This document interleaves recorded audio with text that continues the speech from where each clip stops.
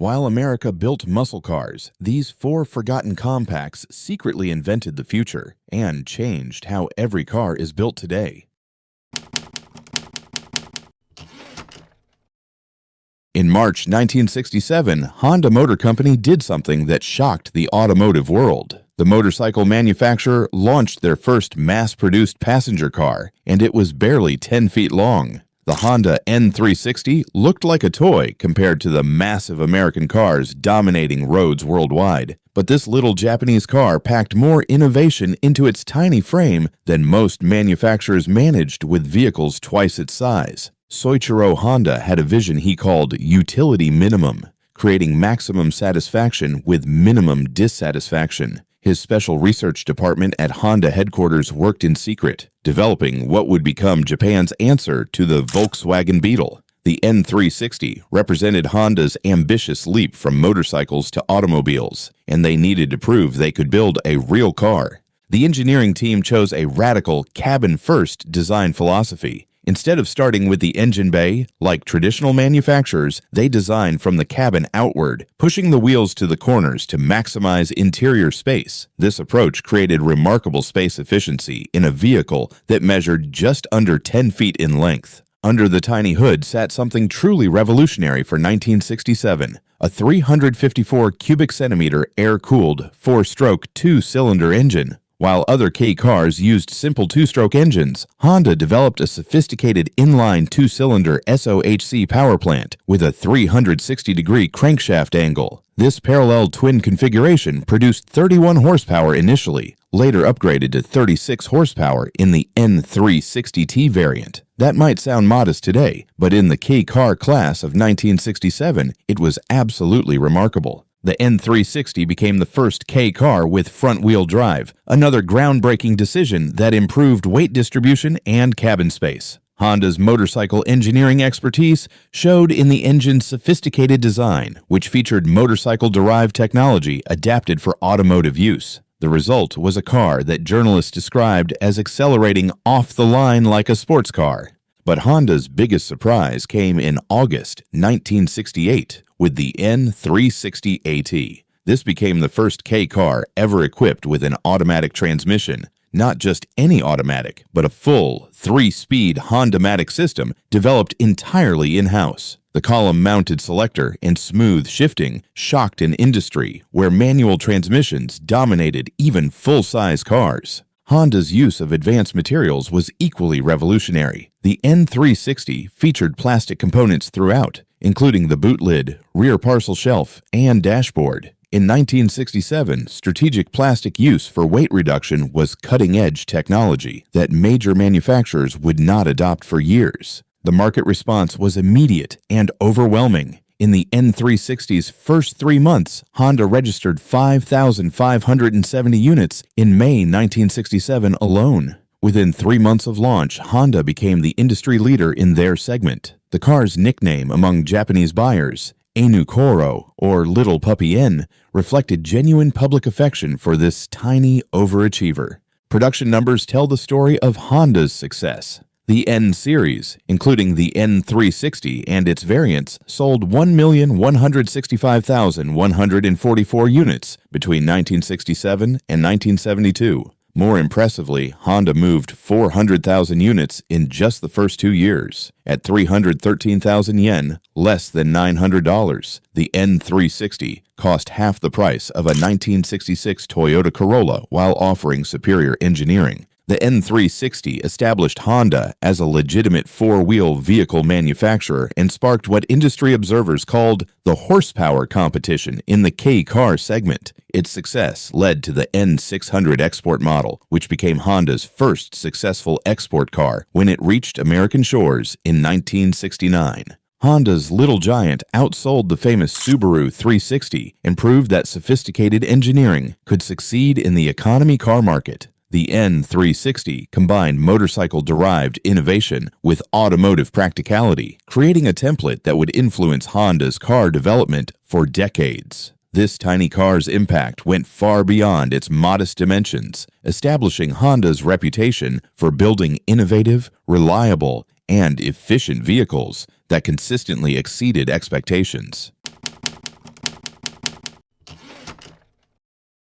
When the Datsun 510 rolled off production lines in late 1967, few people expected a Japanese sedan to challenge European automotive supremacy. The 510 looked conventional enough, a tidy four-door sedan with clean lines and modest proportions. But underneath its unassuming exterior lay engineering that would embarrass established European manufacturers and rewrite the rules of affordable performance. The 510's story began with the merger of Prince Motor Company and Nissan in 1966. Designer Teruo Uchino and the development team had studied the 1966 BMW 1600 too intensively, admiring its sophisticated engineering and impressive performance. But instead of simply copying the BMW, they decided to build something better, at half the price. Nissan USA President Yutaka Katayama pushed for a larger overhead cam engine, understanding American buyers wanted more power than typical economy cars offered. The result was a 1.6-liter L-Series straight-four engine with overhead camshaft design. This modern power plant produced 96 gross horsepower through a Hitachi downdraft carburetor, exactly the same power output as the BMW 1600. But the real shock came when buyers discovered what else they got for their $1,996. The 510 featured four-wheel independent suspension when most economy cars still used primitive live rear axles. The front suspension used McPherson struts, while the rear employed semi-trailing arms positioned at 25 degrees from the lateral axis. This sophisticated semi-trailing arm setup was the same type used by Rolls-Royce, BMW, and Mercedes-Benz. The engineering excellence extended to the braking system. While economy car buyers expected drum brakes all around, the 510 came standard with front disc brakes. The rubber-mounted subframe reduced noise and vibration, creating refinement levels that rivaled much more expensive European sedans. No other economy car, foreign or domestic, offered these premium features at the 510's price point. Road and Track magazine immediately recognized what Datsun had accomplished, praising the car in 1968 as a legend in the making. The automotive press consistently compared the 510 to the BMW 1600 and later 2002 models, noting that both cars shared similar power outputs and sophisticated engineering approaches. The 510's market positioning was brilliantly executed. Buyers could get BMW-level specifications at a $500 discount compared to the German competition. The car weighed just over 2,000 pounds depending on body style and could reach 100 miles per hour according to factory claims. 4-speed manual transmission came standard, with a 3-speed automatic available for buyers wanting convenience. Global sales exceeded 400,000 cars, with over 300,000 units sold in the American market alone. The 510 lineup expanded to include a 2-door sedan in June 1968, a 5-door station wagon, and a 2-door coupe available only in Japan starting November 1968. Interestingly, markets outside North America, Europe, and Japan received solid axle rear suspension instead of the sophisticated independent setup, a cost-cutting measure that highlighted how special the premium market's version truly was. But the 510's most surprising achievement came on racetracks. Yutaka Katayama saw the SCCA Trans Am Championship as a perfect showcase opportunity for Nissan's American operations. Few racing fans thought a Japanese sedan could compete with established European performance cars like Alfa Romeo and BMW. John Morton and Peter Brock's Brock Racing Enterprises proved them wrong. Driving the famous number 46 Datsun 510, Morton won the 1971 SCCA Trans Am under 2.5-liter championship in a major upset victory. The team won 8 of the 10 remaining Trans Am races that season, establishing Datsun as a serious performance brand. The racing success continued throughout the 1970s. Datsun sedans, including 510, 610, and 710, won 8 out of 9 SCCA B Sedan National Championships between 1971 and 1979. In 1976 alone, Datsun won 455 races and rallies. The 510 and its successors won 80% of B sedan races they entered, completely transforming American sedan racing.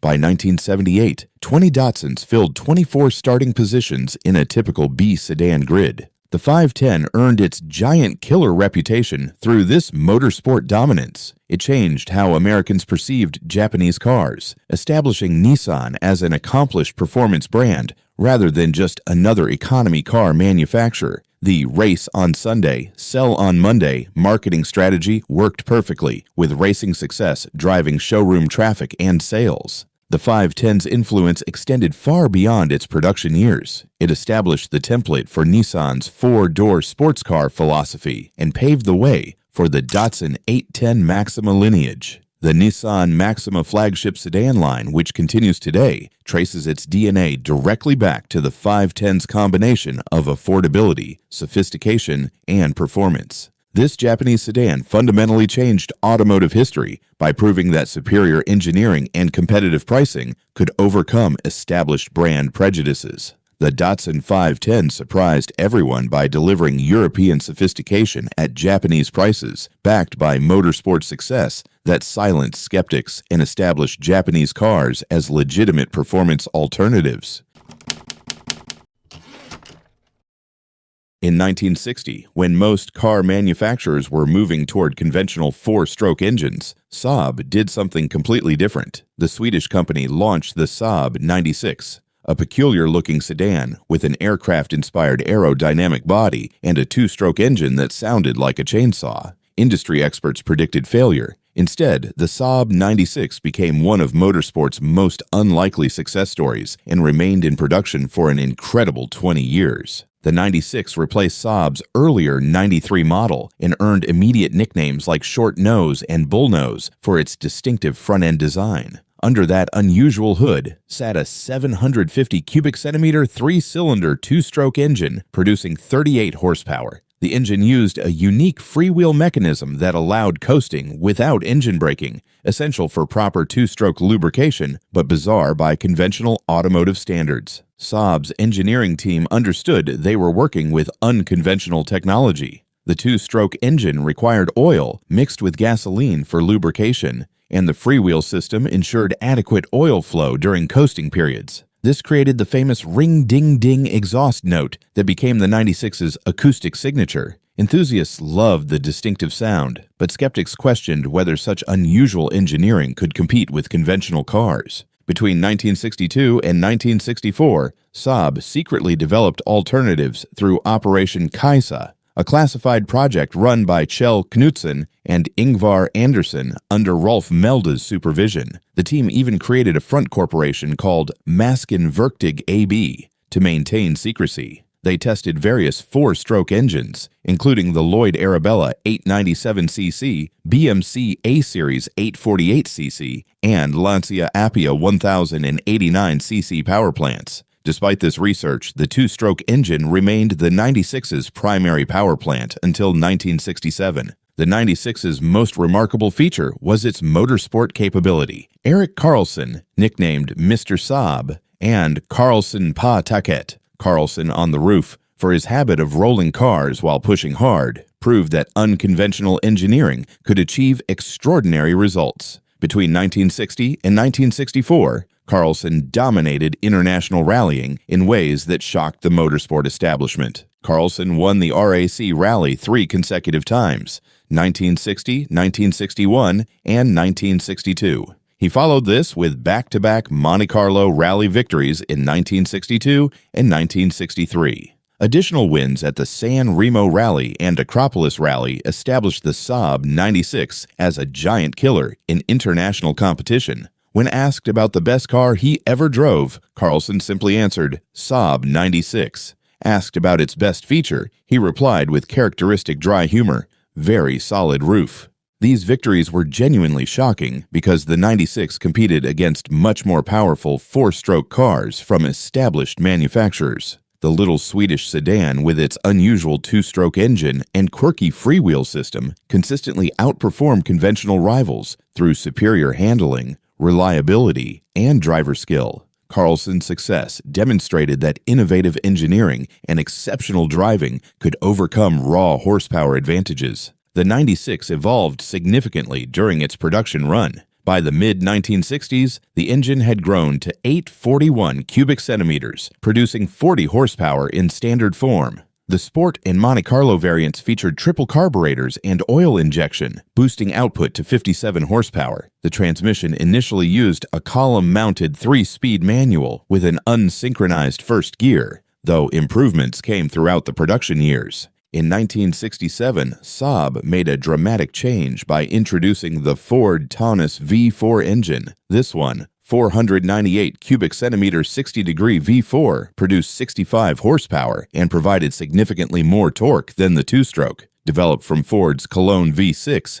the compact V4 fit perfectly in the 96's tight engine bay. However, the V4's unbalanced configuration created more vibration than the smooth two-stroke, and Saab retained the freewheel mechanism throughout production. The 96's advanced safety features were ahead of industry standards. Seatbelts became standard equipment in 1962, while dual circuit brakes arrived in 1964. These safety innovations reflected Saab's aircraft manufacturing background and commitment to occupant protection. The 20-year production run demonstrated remarkable staying power for such unconventional engineering. Throughout this period, the 96 maintained its distinctive aerodynamic body and unique character, earning dedicated enthusiasts worldwide. The 96's cultural significance extended beyond motorsport success. It appeared on Swedish postage stamps in Monte Carlo rally configuration, cementing its status as a national symbol. The moon-faced 250-pound Swede, Erik Karlsson, became a racing legend, and his achievements with the 96 established Saab's sporting reputation internationally.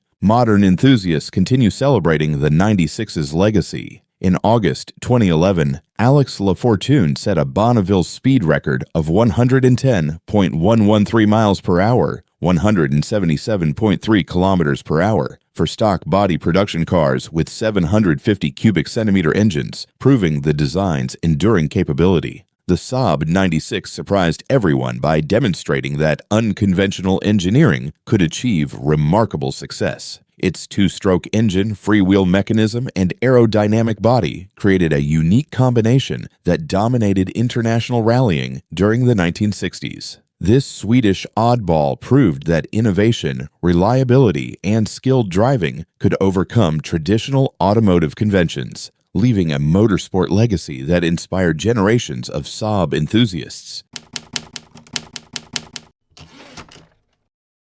In 1967, while most manufacturers still built conventional rear-wheel drive cars, a little-known French company quietly launched a vehicle that would define the future of family transportation. The Simca 1100 looked unremarkable, a compact hatchback with clean, simple lines. But this modest car introduced innovations that every major manufacturer would eventually copy, creating the template for modern front-wheel drive vehicles that dominates today's automotive landscape. Project 928 began in 1962 under the direction of engineers Philippe Grundler and Charles Scales. Their mission was revolutionary: create a space-efficient small car using front-wheel drive and transverse engine mounting. Early 1960s market research showed increasing interest in front-wheel drive vehicles, particularly for improved space utilization and comfort in the compact segment. The development team faced a critical decision in 1963: transverse or longitudinal engine placement. After extensive testing, they chose the transverse layout, knowing it would require developing an entirely new transmission system. When Chrysler took controlling interest in Simca in 1963, they approved the ambitious project for 1964 production, despite the tight development timeline. The engineering challenges were substantial. The team needed to enlarge Simca's existing 944 cubic centimeter engine from the rear-engine Simca 1000 to create a suitable power plant for their front-wheel drive application. The result was a 118 cubic centimeter overhead valve, naturally aspirated 4-cylinder engine producing 53 horsepower in LS trim and 56 horsepower in GL and GLS models. But the real innovation lay in the drivetrain layout. The 1100 used an engine on one side, transmission on the other configuration, with an end-on gearbox and unequal length drive shafts. This setup was identical to the 1964 Autobianchi Primula and would become the standard configuration copied by almost all subsequent front-wheel drive vehicles worldwide. The chassis engineering was equally advanced. The 1100 featured all-around independent suspension with double wishbones in front and semi-trailing arms at the rear, anti-roll bars front and rear, disc brakes up front, and rack and pinion steering provided handling and control that impressed contemporary testers. This suspension sophistication was remarkable for an affordable family car in 1967. The body design was revolutionary in its own right. The 1100 became the first unibody family hatchback with transverse front-wheel drive, establishing a configuration that would eventually dominate the automotive industry. Available in 3- and 5-door hatchback configurations, plus 4-door wagon and delivery van variants, the 1100 offered folding rear seats for maximum cargo space, a concept that seems obvious today but was groundbreaking in 1967. At 3.94 meters in length, the 1100 established the proportions for what would become the European C segment. Despite its compact external dimensions, the space-efficient packaging provided interior room comparable to much larger conventional cars. This achievement impressed buyers and automotive journalists alike. Market success came quickly. The 1100 became France's best-selling car in 1971, 1972, and 1973. Production peaked in 1973 with 296,984 units from the Poissy factory alone. Total production reached 2.2 million cars between 1967 and 1982, with additional production in Madrid, Spain, as the Simca 1200. The transmission options included a standard 4-speed manual gearbox and an innovative 3-speed semi-automatic with electronically activated clutch. This system allowed manual shifting with automatic clutch operation, providing convenience without the complexity and expense of a full torque converter automatic. Performance was respectable for the era. The base 1100 weighed 935 kilograms and could accelerate from 0 to 60 miles per hour, 97 kilometers per hour, in 16.7 seconds, covering the quarter mile in 20.5 seconds. Top speed reached 135 kilometers per hour, 84 miles per hour. A 1971 update brought a stroked 1.2-liter engine for certain markets, sold as the Simca 1204 in the United Kingdom. The 1100's most significant achievement was creating the blueprint for future hatchbacks. Volkswagen reportedly studied the 1100 closely during Golf development, which launched 7 years later with remarkably similar concepts. While major European manufacturers were still launching traditional saloons without hatches in 1973, the 1100 had already proven the superiority of the hatchback configuration. In 1974, Simca introduced the 1100T with 82 horsepower, creating one of the first true hot hatches.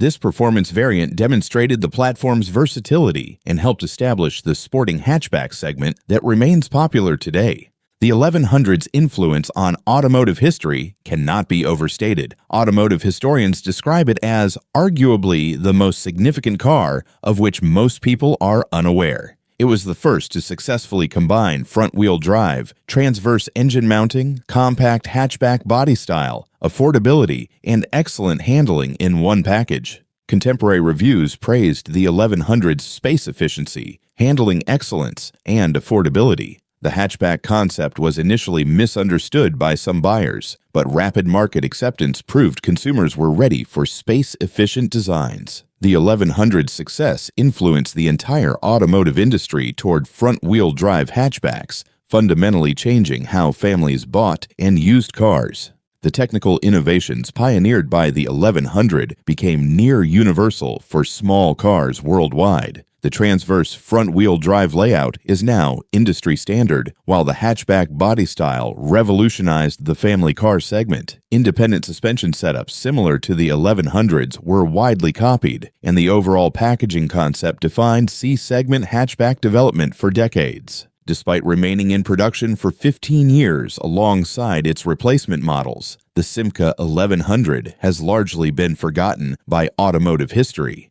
Yet its influence shaped every front-wheel drive hatchback that followed, from the Volkswagen Golf to modern compact cars from every major manufacturer. The Simca 1100 surprised the automotive world by proving that radical innovation could succeed in the mainstream market, creating a template that continues defining family transportation today.